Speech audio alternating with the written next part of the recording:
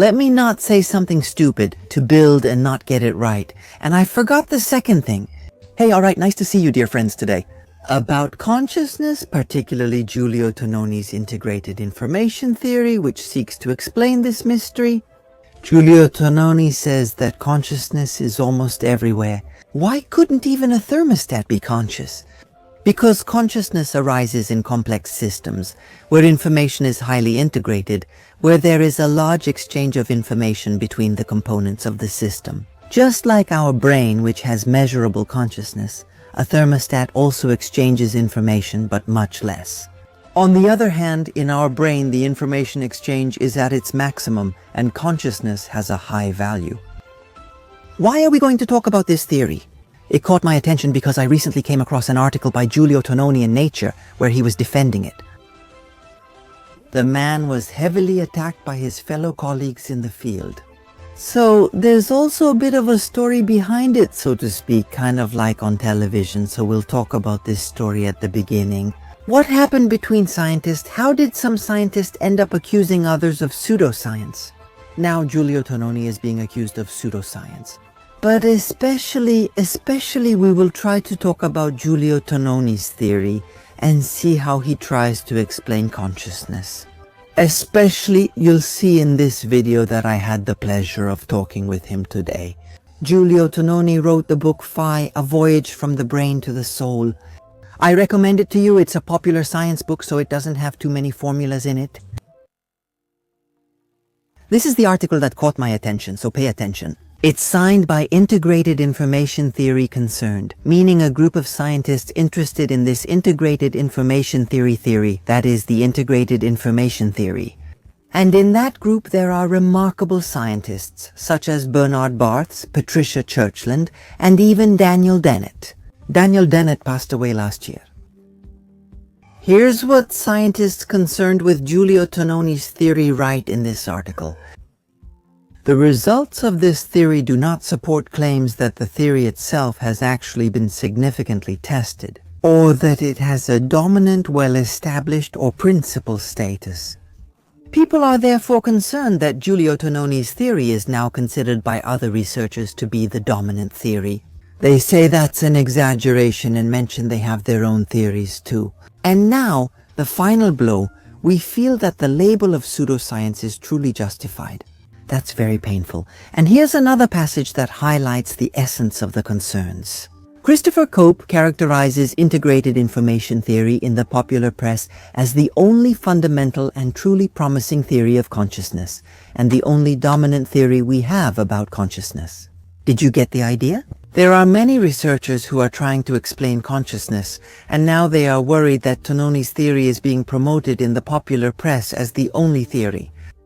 And what follows from this is that they might get less funding, so most likely from the very beginning. It's not just about a cleanup, so to speak, in the field of science to tidy things up from time to time. This gets too close to pseudoscience, so let's put it aside. But probably it's also about the distribution of research funds. And now let's move on to practice. Let's talk about Giulio Tononi's theory, starting with consciousness, this great mystery. In general, consciousness is defined as what it means to be, in other words, to be conscious.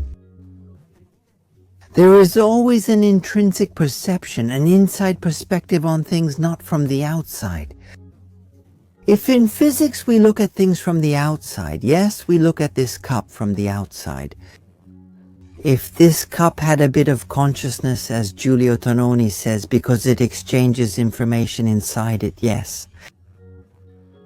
If this cup had a bit of consciousness, then consciousness would mean what it means to be a cup. So it's an inside perspective on things. Here are some definitions from philosophers more qualified than me. Consciousness is what it means to be something. A system is conscious if there is a subjective experience, if it feels like being that system. Thomas Nagel. Consciousness is a stream of thoughts, feelings, and perceptions that flow continuously. It is the ongoing inner awareness of mental content. Williams James, you see in these descriptions, consciousness has something ineffable. It means to be, to have a subjective experience. It is this ineffability that makes it hard to describe consciousness through mathematical physical elements, because mathematical physical elements describe an object from the outside. But consciousness means what it's like to be that thing, what it's like to be human. It doesn't mean describing a person through neurons, saying how much electric current there is, how strong the magnetic field is. The philosopher and mathematician Leibniz described the hard problem of consciousness. Through the mill metaphor, we can explore the brain as much as we want, as if it were a giant mill, but all we'll ever find there are physical mechanisms, never a subjective personal experience. Here's what Tononi says. If we adopt functionalism and assume that consciousness is the performance of certain computations, all we can hope to find in the brain are mechanisms that implement those computations. However, every experience feels the way it does, and there must be an objective scientific explanation for it. Otherwise, the way experience feels would be magical, not physical. But we want an explanation. After all, experience is all we have, says Tononi. Without it, there would be nothing to talk about, including science. I liked what someone once said, consciousness is the way the universe feels itself. I have to confess something to you. I was even more drawn to Tononi's theory after I had the pleasure of talking with him, because I actually spoke with him. Not about consciousness, but by collaborating together on a Philips company project, which happened several years ago. Philips company together with the University of Wisconsin, where he is a professor. Tononi, they made together a headset that was meant to be worn during sleep by people who have sleep problems. It was a super interesting headset. I mean, the headset was supposed to measure encephalograph signals, the brain's electrical signals, and to detect them. When you are in deep sleep, so when you are sleeping very, very, very well, The same headset, however, also had some very small speakers that went into your ears, and when the headset detected that you were in deep sleep, at that moment, surprisingly, you would receive some audio signals in the tiny speakers. Beep, beep, beep, beep, and there was another professor at the University of Wisconsin. They also did a study and showed that this method can prolong the state of deep sleep. So, in other words, if those sounds are heard by the brain, you're not conscious, but the brain is still processing the signals coming from outside. Yes, so if those signals are heard, listened to by the brain, the body or the brain stays longer in deep sleep. Well, and with this project, I had the chance to talk on the phone a few times with Giulio Tononi about, well, how to build the system. And I had a very good colleague, Gary Garcia, with whom I did the measurements in our lab, because I, together with Gary Garcia, measured the electroencephalogram signals from the brain. At one point, we built a system through which, using the power of thought, we could remotely call a phone. We look at that phone and call it, yes, but that's a whole different story. Yes, it's really cool in itself. And I worked with Gary Garcia together on this collaboration with Giulio Tononi. I went on with my own projects, especially since I had started with the clock and I wasn't that involved, but Gary got really involved. And guess what? After a few years, he went to the United States, ended up in Giulio Tononi's lab, and now he's still at the University of Wisconsin. He works with Giulio Tononi on sleep, and recently, I think he also has a collaboration with another company. Yes. And that's what I want to say, that I was drawn to this theory also because I interacted with that person. What Giulio Tononi's theory says essentially is that consciousness is a property of matter, so it's not a dualist theory. Attention, in the universe there is only matter, but from this matter consciousness can emerge. It stays hidden and most of the time it can't be seen, and then it emerges. In complex systems, where there is a strong exchange of information between the parts of that system, just like it happens in our brain, where different parts of the brain interact a lot, and that's where consciousness appears. And the example I remember well is the one from the original article around 1990, and something where it says, "Sir, Let's compare the brain to a computer. What happens inside a computer? Well, we have a bunch of pictures, and in each picture there are characters, whether they're parents, children, friends, and so on. However, the computer doesn't know more about those people. It just takes the pictures and puts them on the hard drive. These are the first and second pictures with mom and dad and so on. Or this is a picture with me. Now this is a picture when I was young, and it keeps the pictures without making connections between them. Our brain, however, every time it gathers information, yes, it takes a picture, let's say, of the surrounding image, memorizes that picture and correlates it with what we knew before.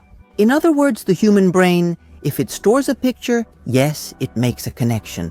Who is in this picture? Ah, well, wait a minute. That's my daughter. I remember when she was little. It reminds me of when we left. I'm not sure when she's wearing this coat, but I've seen it before, though I can't recall where.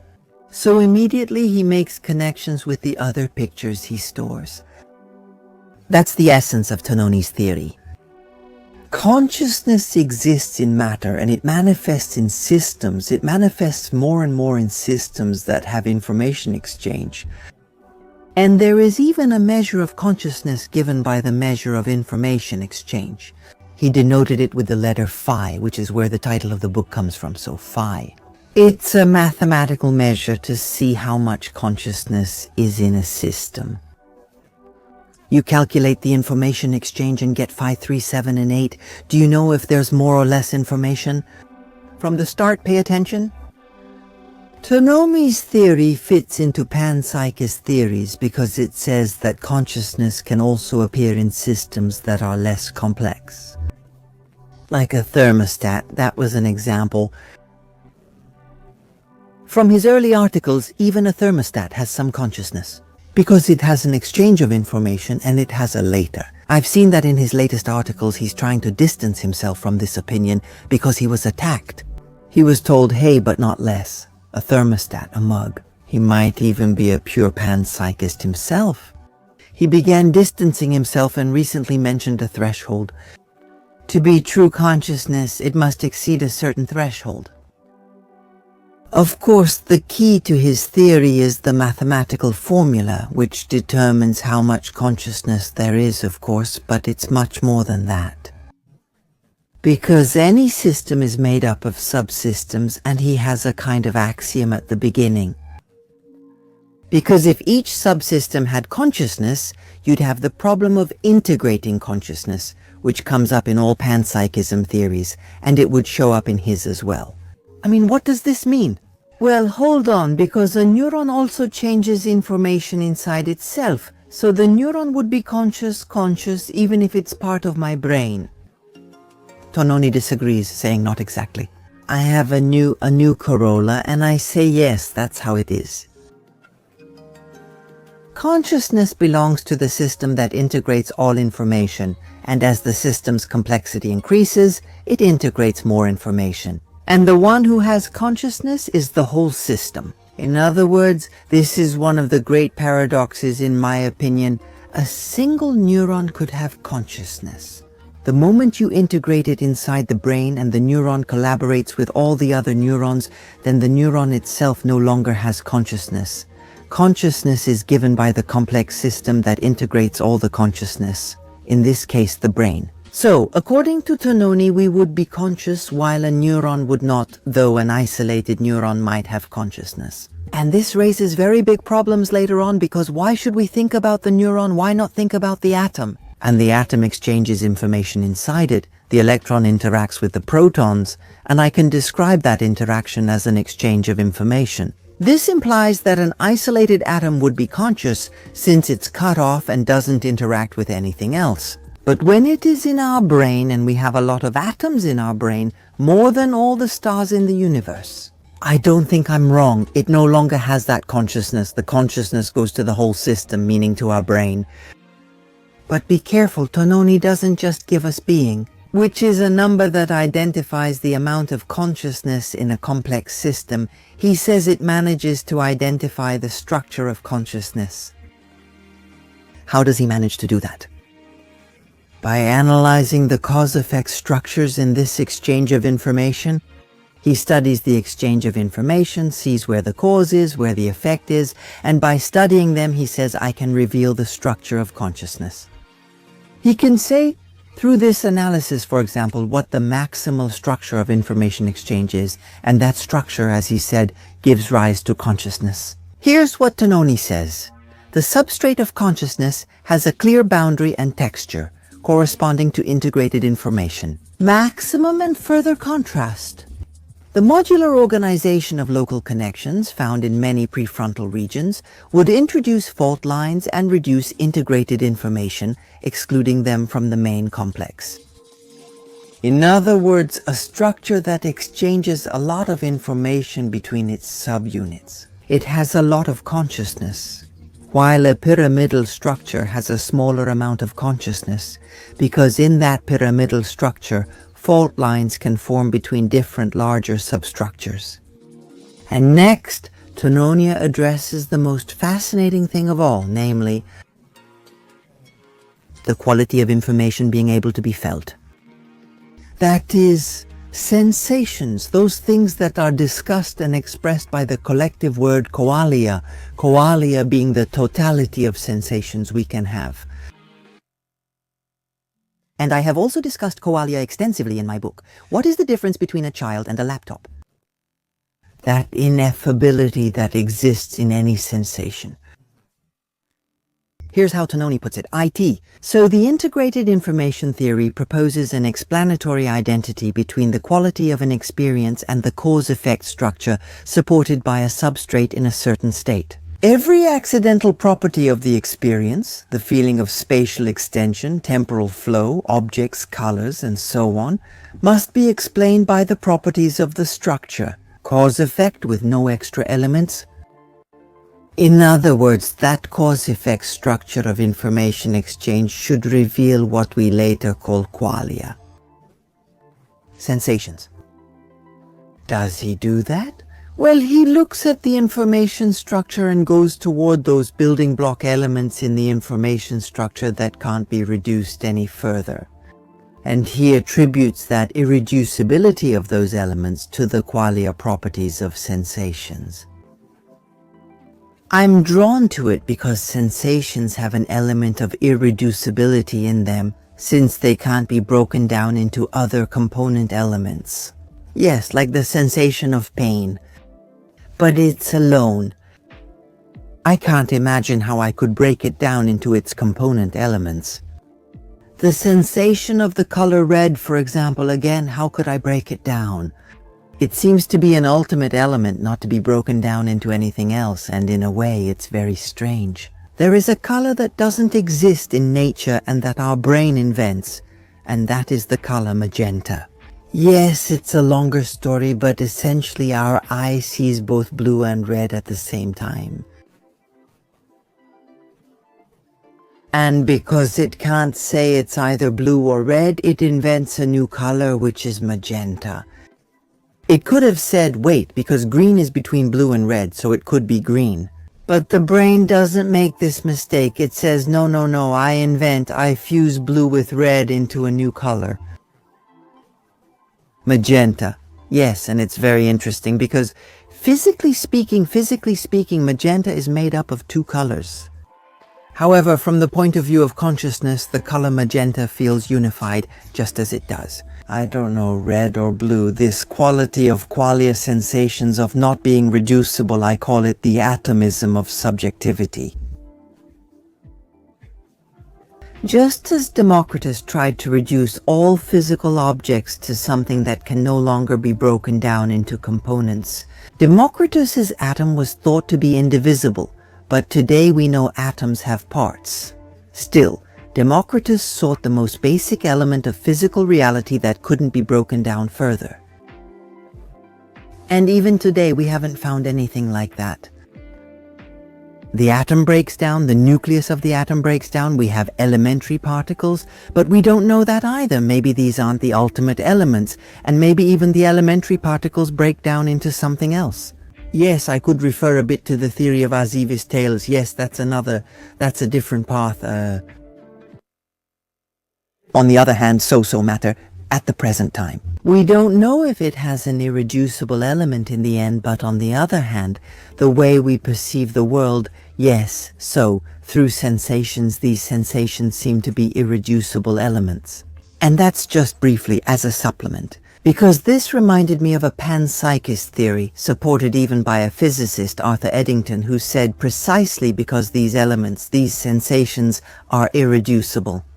Aren't they the thing in itself? Don't they represent the thing in itself, the one philosophers like Kant were searching for, who said you can't know the thing in itself? That we always know an image of things, a form, a covering, but we can never actually see the thing in itself because we always look through the glasses of our own mind. And Arthur Eddington says, well, if we see sensations as being irreducible, why shouldn't they be? Why shouldn't they be? The thing in itself, because things in themselves should of course have this quality of irreducibility. But I chose a different path. Returning to Giulio Tononi, he says the quality of an experience unites the sensations. It should be explained by the cause-effect structure unfolded from this substrate in its current state without any additional ingredients. Tononi's theory tries to calculate the amount of consciousness, yes, that number phi, and at the same time to identify sensations. So Qualia, those ineffable things of sensations, what does the color red feel like? Yes, to identify them in the mathematical structure, through cause-effect relationships. However, it must be said that Tononi's theory does not justify the emergence of consciousness in a system or the emergence of sensations. Tononi's theory only quantifies, so it does not provide a justification. Why do we need to have consciousness? Why do we need to have subjective sensations? Of course it can justify the causal relationships, but the fact that these causal relationships of the structure that has maximum complexity then build subjective sensations, that can't be justified, and that's somewhat related to the hard problem of consciousness. It's very hard, it's extremely hard to justify what it says that I can quantify those things. It's restruit.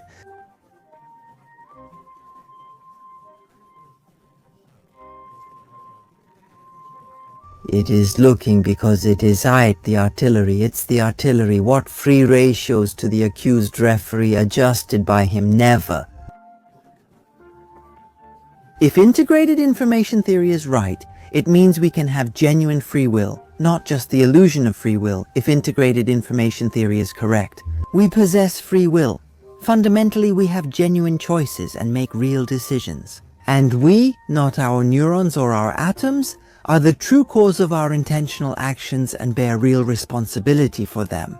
I don't know exactly how he came to that conclusion, but I understand where he's going with it. The idea is that that self, that consciousness, is the area of maximally integrated information. And that area of maximally integrated information is, he says, I suppose, essentially the one that makes the decisions and is responsible for those decisions. And with that, we're approaching the end of the video. I'd just like to note a few reactions that recent critics have had and a few responses to those reactions that Tononi has made. In his latest article, here's one of the criticisms from the group of scientists concerned, ethic concern, yes, concerned about Tononi's theory, about what would be necessary to turn it into a scientific theory, so Tononi's theory. It would be a measure derived directly from the mathematical framework of integrated information theory. Similar to how a certain measurement of a pendulum's motion, such as the instantaneous speed, is derived directly from the equation of harmonic oscillation. That's essentially what I was saying too. It would require a derivation, not from the exchange of information, but from the equations of physics, meaning volts, amps, and so on, because information is somewhat subjective. It depends on how you define it, whereas with physical quantities, there's no room for debate. We're discussing 2 amps. Here's how they continue. However, the measurements used by studies inspired by integrated information theory do not specifically evaluate phi, but rather a more common notion of complexity. These measures can't distinguish Tononi's integrated information theory from others. And a paradox that I have also thought about is that if consciousness is given by the exchange of information, by the complexity of the information exchange, Then a software that does a lot of information exchange but is not useful because it's poorly written, for example. So poorly written software could have more consciousness than software that is written very well and works very quickly. Why? Because the second one will have a pyramidal structure so that decisions are made logically. Decisions are made very quickly, whereas a complex system, poorly written software, yes, exchanges information between registers from here, from here, from here, when it throws functions there and connects with countless other functions. Yes, it's poorly written software, it works worse, but even so, it would have a higher level of consciousness than the more efficiently written software. What is the response of the automaton? First of all, it's emotional. To say it, you say it like this. Why would 100 academics gather to scientifically excommunicate the integrated information theory, a theory of consciousness distinguished by decades of conceptual, mathematical, and empirical developments? And I further add, from the computational functionalist paradigm which claims that an artificial intelligence functionally equivalent to humans should be considered conscious. For that, in integrated information theory, consciousness and intelligence can be that. It's something very subtle, which is connected to the importance of the cause-effect relationship for us, humans. This relationship is crucial because it determines our survival, meaning the effect of what we do affects us personally. If we're not careful, we fall into a pit, we break a leg. That's what a good friend of mine used to say. It has stakes. So this calculation that our brain makes has stakes. It has a very high survival stake. The cause-effect relationship brings this to light. That's the main point Tononi makes. So you can have systems that have a cause-effect relationship, maybe stakes. In other words, CGPT, yes, it takes information, moves it from one place to another. It also has a cause-effect relationship there, but it doesn't have stakes. Because CGPT doesn't care if its servers burn down, at least until now. We don't know that. So in other words, information processing by CGPT is for CGPT without stakes. This system, Tononi would say in this new article, would lack consciousness. It would have a pseudo-consciousness, meaning it wouldn't truly experience subjective sensations. Conversely, another system has stakes. Yes, once again, I'll repeat here and say what a good friend told me, and I really like this way of putting it. He puts it like this. Consciousness appears in an informational system where there is a stake. A human is a system that processes information. Animals, biological beings that have a stake, the stake of survival. And that's what Tononi is getting at with the previous sentence, that such a system, yes, if it has a stake, it processes information accordingly. Then its level of consciousness is truly high, and it experiences subjective sensations. And he says that I can deduce the stake from the cause-effect relationship. So, in other words, I look at the structure, calculate phi, find the relationship between cause and effect, identify the sensations with aliyah da, and look at the stake. And the stake makes the difference between a conscious structure, where there is a real stake, the stake of survival, let's say, or pseudo-consciousness, a structure that has the cause-effect relationship but doesn't have a personal stake. And now we've truly reached the end. Personal. I have a good opinion about Tononi's theory, but not that good. Personally, I'm convinced it's not the ultimate theory. It has certain elements. Yes, that exchange of information, which is probably important in a theory of consciousness. But I'm aware, on the other hand, that the other theories, like global workspace, for example, or higher order theory, yes, which, well, have their own particularities, and there are others as well. Yes, all these theories have some truth in them, and it's very possible that the final theory, if we find it, will have a bit of each. So that's why I somewhat like Tononi's theory, even though I don't think it's the final theory. Especially since, as I explained to you, there are countless problems. On the other hand, I'm not that optimistic to say, look, we're very close to discovering a scientific theory of consciousness from two perspectives. The first aspect is that we know very little about the brain, extremely little. And just to tell you now, I don't remember exactly, maybe 10 or 15 years ago, I was following with great enthusiasm the emergence of that project called Connectomy. That is not only to see where the neurons are, but to see how the neurons are connected to each other in such a way as to structure all the information in their brain. But back then, not much happened. Simply put, with methods like functional magnetic resonance imaging, and others. We don't know how the brain works. We don't know how the simple information of getting on a tram is encoded in the brain. And that's the first major problem. We still know very little about the brain to be able to build a scientific theory of the brain.